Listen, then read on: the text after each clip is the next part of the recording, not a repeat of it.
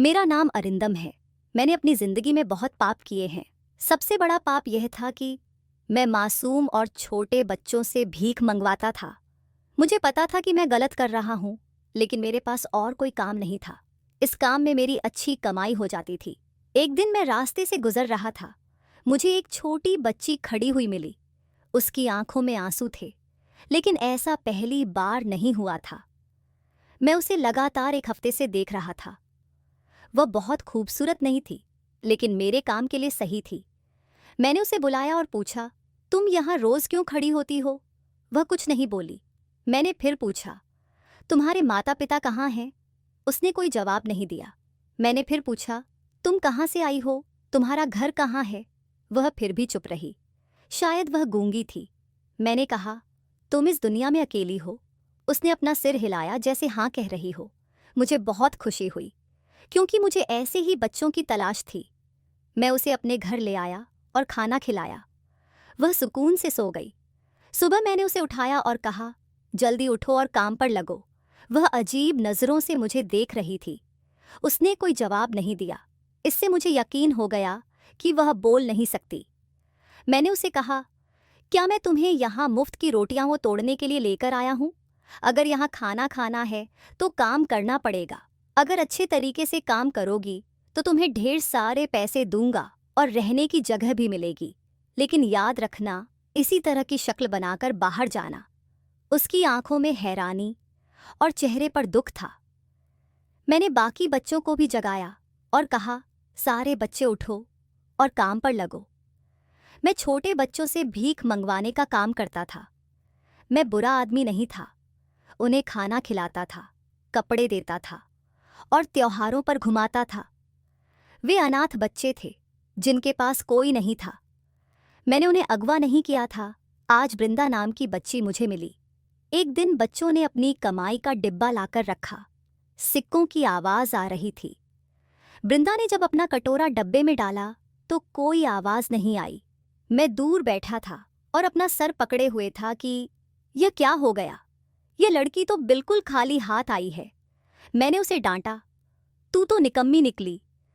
तेरी शक्ल तो इतनी मासूम है, कोई तुझे पैसे देने को तैयार हो जाए। तूने एक भी रुपया नहीं लाया। तुझे शर्म आनी चाहिए। बाकी बच्चों को देख। तभी एक बच्चे ने कहा, साहब जी, आप इसका डिब्बा देखिए, यह सबसे ज्यादा पैसे लेकर आई है। मैं हैरान रह गया और डब्बे में देखा तो उसमें नोट ही नोट थे। मैंने बृंदा की तारीफ की और उसके सर पर हाथ रखा, लेकिन वह मुस्कुराई तक नहीं। उसकी आंखों में अजीब उदासी थी। वह बोल नहीं सकती थी, बस इशारों में बात करती थी। मैंने बाकी बच्चों से कहा, यह भी वहीं गई जहां तुम लोग जाते हो। फिर ये इतने पैसे कमाकर लाई और तुम लोग सिर्फ सिक्के लाए। सभी बच्चे सर झुकाकर खड़े हो गए। 2-3 दिन इसी तरह गुजर गए। बृंदा रोज ढेर सारे पैसे लेकर आती थी और मैं बाकी बच्चों को डांटता था। जिस सड़क पर बच्चे जाते थे वहां बृंदा भी जाती थी। वह मेन सड़क थी जहां से ज्यादा गाड़ियां और भीड़ भाड़ गुजरती थी। बृंदा कहीं और भीख नहीं मांगती थी। वह हमारे साथ जाती थी और फिर कहीं गायब हो जाती थी। हमें नहीं पता था कि वह कहाँ जाती है, और जब हमारे वापस आने का वक्त हो जाता तो वह अचानक से ही लौट आती और उसके पास ढेर सारे पैसे होते।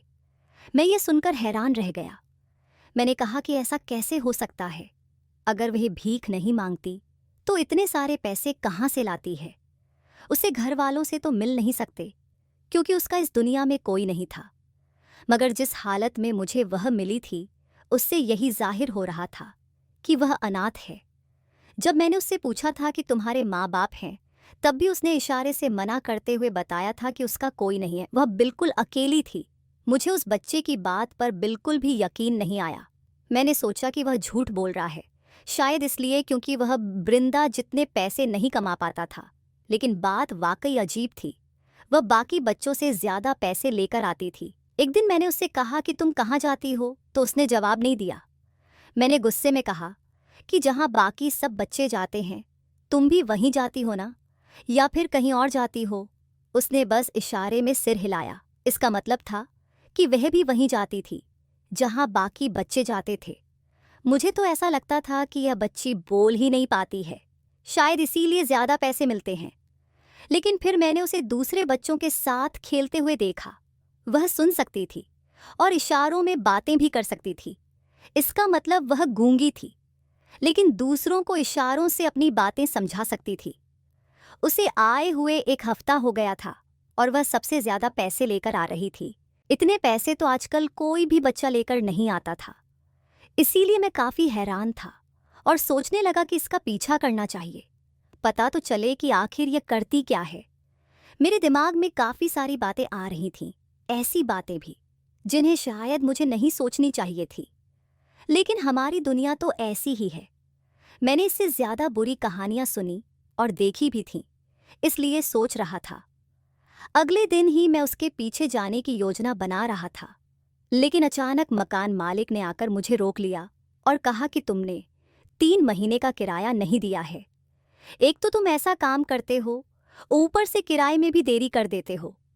अगर मैंने पुलिस को बता दिया कि यहाँ क्या हो रहा है, तो सोच लो तुम्हारी क्या हालत होगी। यह बात सच थी कि तुमने इन बच्चों को अगवा नहीं किया, लेकिन अगर पुलिस को बता दिया जाए कि तुम बच्चों को अगवा करते हो, तो पता नहीं कितने साल जेल की चक्की पीसनी पड़ेगी। वैसे भी पुलिस को कौन यकीन दिलाएगा कि तुम बच्चों को अगवा नहीं करते। पुलिस तो तुम्हारे ऊपर केस दर्ज कर देगी। मैं हैरान था कि आजकल हर इंसान अपनी जगह पर शैतान बना हुआ है। अब मैं उस मकान मालिक से क्या कह सकता था। मैंने उसे कहा कि ठीक है, मेरी जेब में जितने पैसे थे मैंने उसे सारे दे दिए और कहा कि बाकी के पैसे भी दे दूंगा, लेकिन दोबारा इस तरह की धमकी मत देना। जब उसके हाथ में पैसे थमाए तो उसका अंदाज ही बदल गया। उसने कहा कि अरिंदम भैया, फिक्र मत करो, ऐसी कौन सी बात है, घर वाली बात है, किसी को कुछ पता नहीं चलेगा। यह कहते हुए वह चला गया। मैं बृंदा के पीछे जाना चाह रहा था, लेकिन जा नहीं पाया। रात को जब उसने अपने डब्बे को खोला तो उसमें 500 के नोट थे। मैं हैरान रह गया। किसी भी बच्चे को इतने पैसे नहीं मिले थे जितने बृंदा लेकर आई थी। मुझे लगता था कि शायद भीख देने वाले लोग भी अंधे हो गए हैं। मैंने उससे कहा कि इतने सारे पैसे तुम्हें कहाँ से मिले और किसने दिए। वह चुपचाप खड़ी हुई, मेरी बातें सुनती रही। मैंने दोबारा उससे पूछा कि इतने सारे पैसे तुम्हें किसने दिए, कौन देता है तुम्हें इतने सारे पैसे। मैंने उसके हाथ में सारे पैसे रखे और कहा कि क्या तुम्हें पता है ये पैसे तुम्हें किसने दिए। उसने इशारे से गर्दन हिलाते हुए कहा नहीं, जैसे उसे कुछ पता ही नहीं था कि यह पैसे उसे कैसे मिले। वह डर से सहमी हुई वहीं खड़ी रही और उसने सारे पैसे वापस डिब्बे में डाल दिए। मैंने कहा कि ऐसा क्या करती हो और कहाँ जाती हो। अगर ऐसी कोई जगह है जहाँ पर लोग ज्यादा पैसे देते हैं तो बाकी बच्चों को भी वहाँ लेकर जाओ। मैंने अपनी तसल्ली के लिए फिर से पूछा कि तुम कहाँ जाती हो। उसने इशारे से सिर हिलाते हुए कहा हाँ। उसका मतलब था कि वह उन्हीं बच्चों के साथ जाती है, लेकिन जिसने मुझे उसकी खबर बताई थी वह अभी भी ना में सिर हिला रहा था। मैंने उस बच्चे को अकेले में ले जाकर पूछा तो उसने मुझे बताया कि यह झूठ बोल रही है, यह कहीं और जाती है, वहाँ से इतने सारे पैसे लेकर आती है और हमें नहीं पता कि यह कहाँ जाती है। मुझे भी लगता था कि बृंदा झूठ बोल रही है। अब इसका एक ही तरीका था, उसका पीछा किया जाए। अभी तो मैं इस बात पर खुश था कि बृंदा ने 500 के नोट के अलावा आज कुल RS 25,000 कमाए थे। जो पैसे मैंने मकान मालिक को दिए थे वह भी मेरे पास आ गए थे और कुछ पैसे बच भी गए थे। यह लड़की तो बड़े काम की थी, जो भी कर रही थी बहुत ज्यादा पैसे कमा कर ला रही थी। लेकिन मुझे उसके बारे में जानना भी जरूरी था ताकि मुझे पता हो कि वह क्या काम कर रही है। अगले दिन मैंने उसका पीछा करने का इरादा कर लिया। वह सारे बच्चों के साथ निकली, लेकिन अचानक गायब हो गई। मैं भी उसका पीछा करने लगा।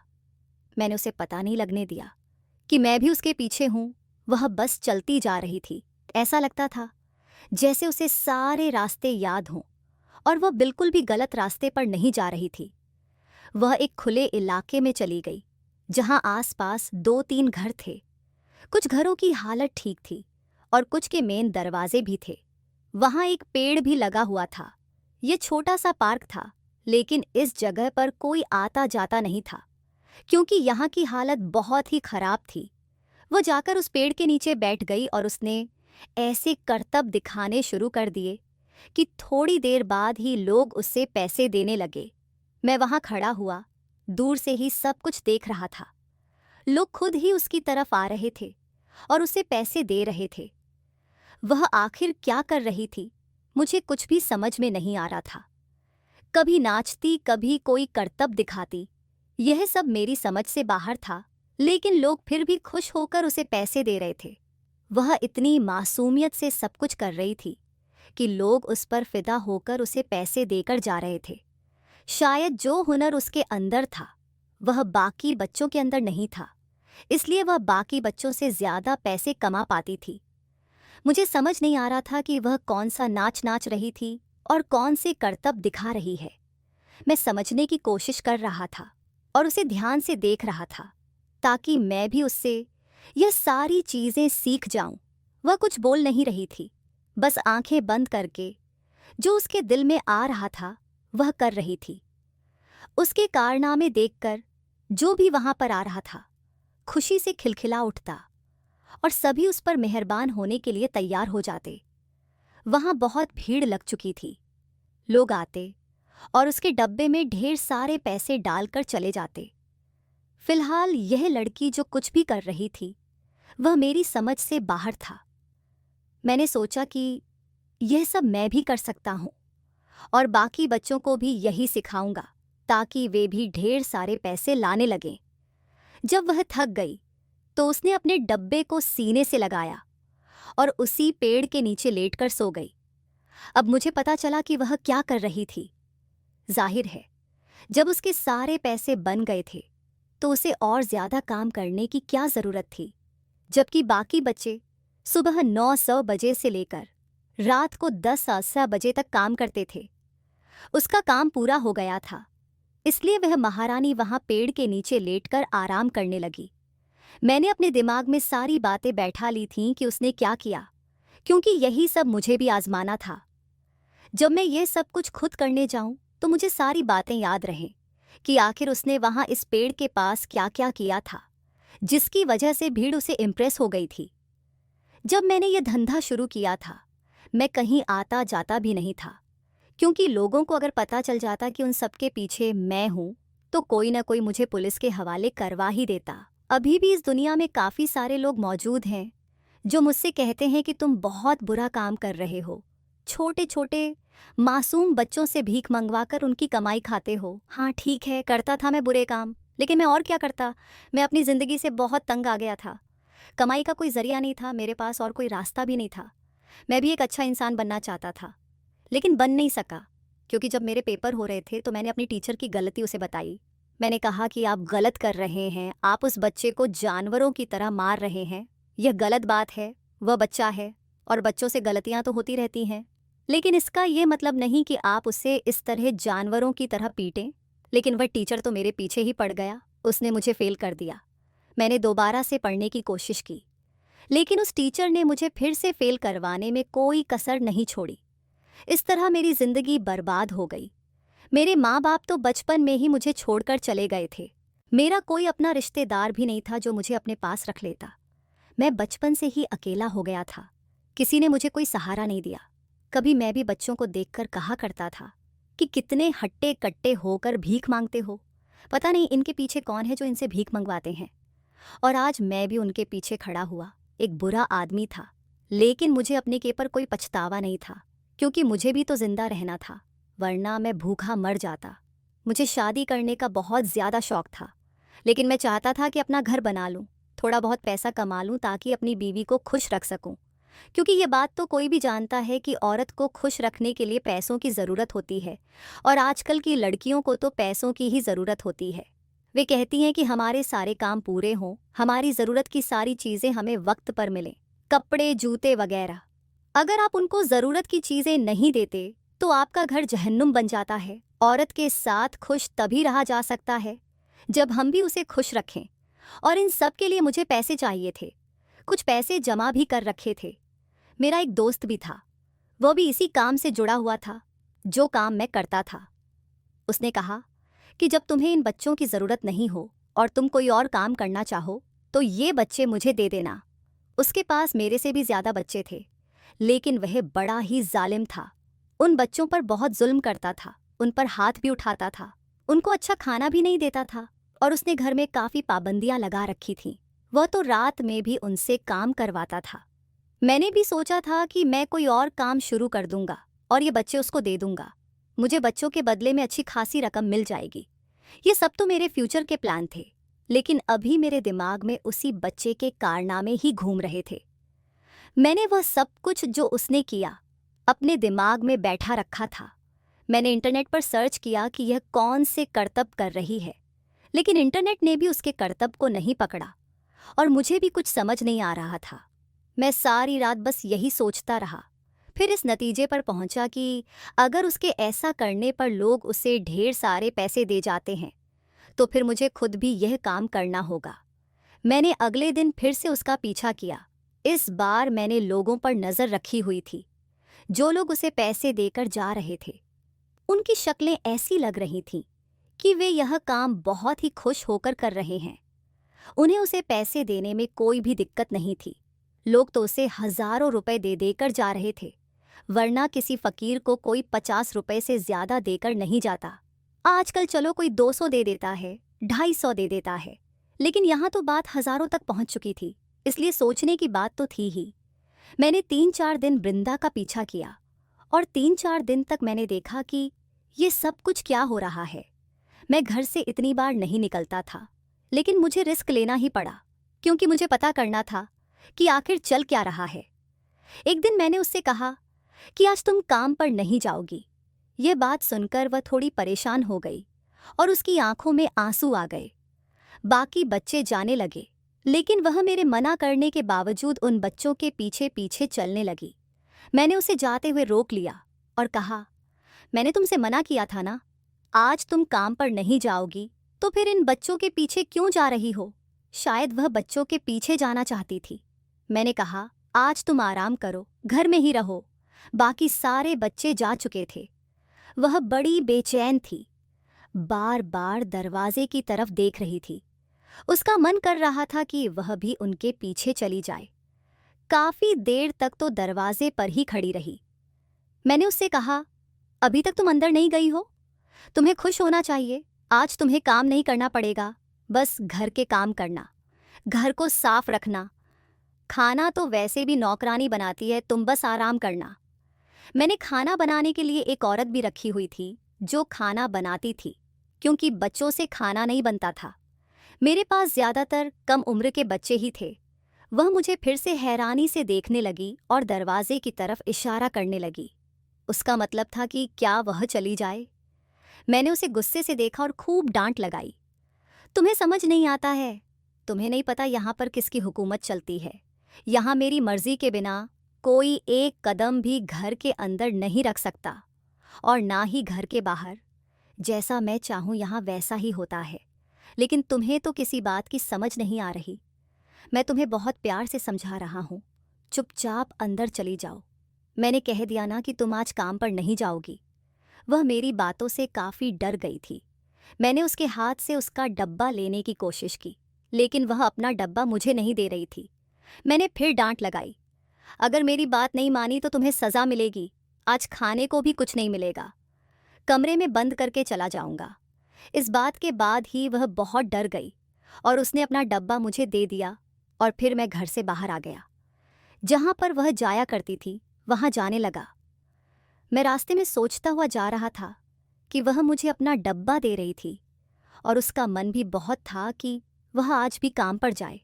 देखने में तो बहुत मासूम लगती है, लेकिन उसके अंदर अक्ल ज़रूरत से ज़्यादा है। वैसे भी बृंदा जो काम करती थी उसमें बहुत अक्ल लगती थी।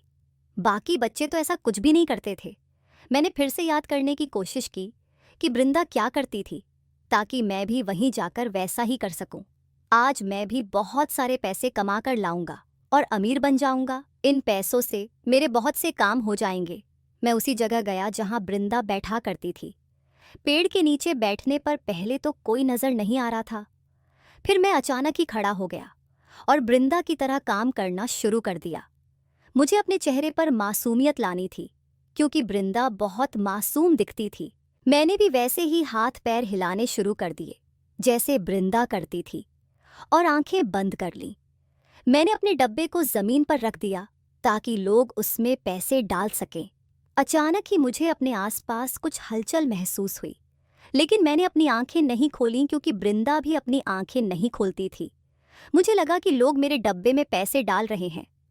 मन ही मन मैं खुश हो रहा था। मुझे ऐसा लगने लगा था कि मैं भी रोज यहाँ आकर पैसे कमाऊंगा और अमीर बन जाऊंगा। लेकिन अचानक मुझे महसूस हुआ कि लोग मेरे आसपास खड़े हैं। उन्हें पैसे डालकर वापस चले जाना चाहिए था, लेकिन वे वहीं थे। जब मैंने आंखें खोलीं तो पुलिस वालों ने मुझे पकड़ लिया। उन्होंने कहा कि आज तो तुम अपने बिल से बाहर आ गए, अब चलो हमारे साथ। मैं घबरा गया और वे मुझे पुलिस स्टेशन ले गए। पुलिस स्टेशन में मुझे पता चला कि बृंदा दरअसल उनकी जासूस थी। वह गूंगी नहीं थी और सब कुछ बोल सकती थी। उन्होंने मुझे पकड़वाने के लिए यह योजना बनाई थी। बृंदा को जो लोग रोज पैसे देते थे वे सब पुलिस के साथ मिले हुए थे। उन्होंने शिकायत की थी कि मैं बच्चों से यह सब काम करवाता हूँ। पुलिस ने मेरे सारे दोस्तों को भी गिरफ्तार कर लिया और उनके पास से भी बच्चे छुड़ाए। मुझे तब समझ आया कि बृंदा गूंगी नहीं थी। उसने मुझे बेवकूफ़ बनाने के लिए यह सब किया था। पुलिस ने मुझे और मेरे साथियों को पकड़ लिया और बच्चों को उनके माँ बाप से मिलवाने की कोशिश की। मैंने झूठ बोला था कि बच्चे मुझे सड़कों पर मिले थे, जबकि असल में मैंने उन्हें अगवा किया था या खरीदा था। मेरे साथ बुरा ही हुआ, क्योंकि मैंने बुरा काम किया था। मैंने जेल में बहुत समय बिताया और अपनी गलती का एहसास हुआ। जेल से बाहर आने के बाद मैंने ऐसे काम करने से तौबा कर ली। आज मेरा एक छोटा सा कारोबार है और मेरी बीवी भी है, लेकिन हमारे यहाँ कोई औलाद नहीं हो रही है। मुझे लगता है कि ईश्वर मुझे औलाद का सुख नहीं देगा, क्योंकि मैंने बहुत सारे बच्चों को उनके माँ बाप से अलग किया था। मैं अब बहुत अच्छा और ईमानदार इंसान बन गया हूँ और उन लोगों से नफरत करता हूँ जो बच्चों से भीख मंगवाते हैं। जब भी मुझे कोई बच्चा भीख मांगता दिखता है, मैं उसे अनाथ आश्रम में छोड़ आता हूँ और कभी कभार उनके लिए खाना या तोहफे लेकर जाता हूँ। मैंने अपने गुनाहों के लिए दिल से माफ़ी मांग ली है। बच्चे तो ईश्वर की देन होते हैं। उनकी असली जिंदगी उनका बचपन है, जो वे जी भर के जीते हैं, खेलते कूदते हैं। बड़े होने के बाद वही बच्चे अपनी जिम्मेदारियां संभालने लगते हैं। फिर वे बच्चे नहीं रहते, बड़े हो जाते हैं और हम जैसे बन जाते हैं। बच्चे फूलों की तरह नाजुक होते हैं। आप सबसे मेरी गुजारिश है कि इन फूलों को कभी मुरझाने मत देना। दोस्तों, मुझे उम्मीद है कि आपको हमारी कहानी पसंद आई होगी। अगर कहानी पसंद आई हो तो वीडियो को लाइक करें। अगर आप हमारे चैनल पर नए हैं तो चैनल को सब्सक्राइब करें और नोटिफिकेशन बेल को ज़रूर दबाएं, ताकि आपको हमारी अगली अपडेट सबसे पहले मिल सके।